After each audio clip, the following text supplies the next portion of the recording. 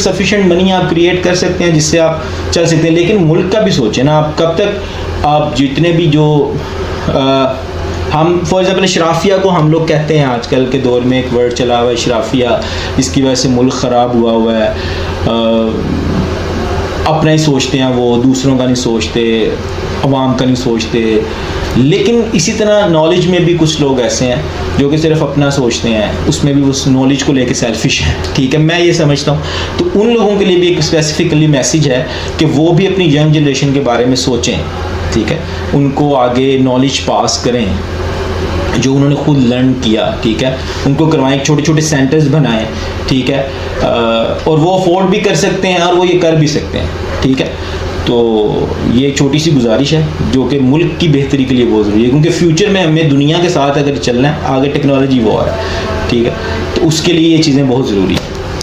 तो